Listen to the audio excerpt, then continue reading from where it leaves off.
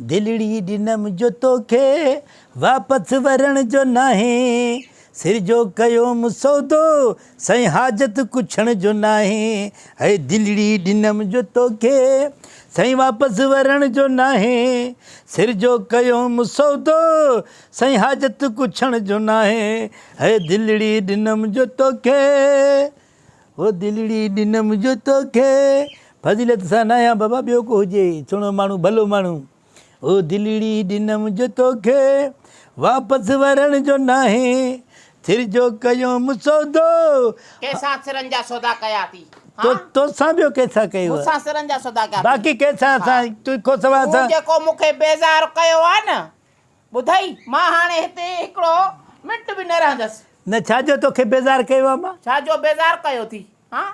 तूं छॾी आहे का ॻाल्हि कहिड़ी ॻाल्हि मां छा कयो आहे हाणे त मूंखे ख़बर पई आहे त मां हिन सां फ़ोननि ते बि ॻाल्हाए थो फोन ते ॻाल्हाइण ॾोह आहे छा छो ॻाल्हाए ज़ाहिर आहे कारोबार आहे को माण्हू हाणे ॾिसे थो फैशन जो दौरु लॻो पियो आहे मायूं हर को आज़ादु आहे हर को पढ़े थो को पंहिंजो कॉलेज में आहे को पंहिंजो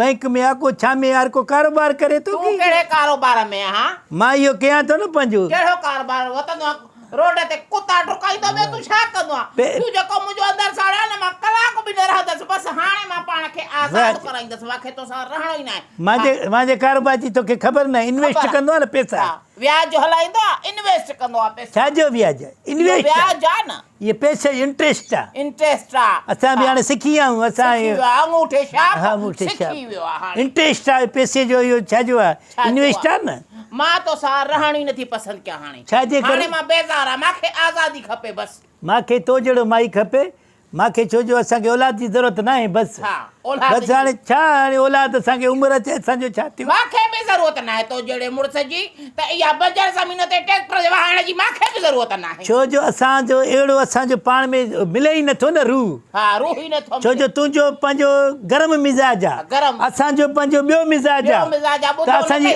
जहिड़ा रूह तहिड़ा ख़तमा त मसइलो इहो आहे त असांजो औलाद थींदो न उहो अञा टे मिजाज जो थींदो टे मिजाज इन जे लाइ न हूंदो न उनजो असांखे मिजाज खपे सुभाणे हिते को किन करे थो असांजे मूंखे बि शौक़ु न आहे औलाद जो हा मूंखे बि इहे न खपनि बसि ठीकु आहे न खपनि मूंखे त बसि ठीकु आहे जेको गुज़रे थो गुज़रे न गुज़रे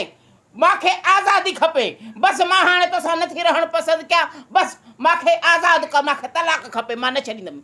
उमिरि पंहिंजो ॾिस वार अच्छा थियनि था पिया ककड़ा सॼा थिया थी वार हाणे तलाक खपे माण्हू छा चवंदो माण्हू छा चवंदा कुझु बि वञी तूं जख मार जेका जख मार इहो जेको लफ़्ज़ चई थी न लफ़्ज़ नापसंदीदा आहे पसंदि आहे सभिनी खे खाराई मूंखे को चङो भलो को हलाल को खाराई रुगो व्याज मूंखे व्याजीअ सां गुज़ारो अबे खे इहा ख़बर हुजे हा न त कंहिं कुते ॿिले जे कढल आया तुंहिंजे कढल आया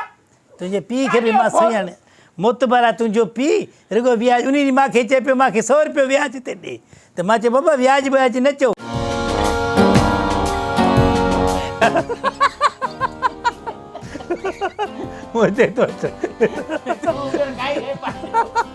हलो हले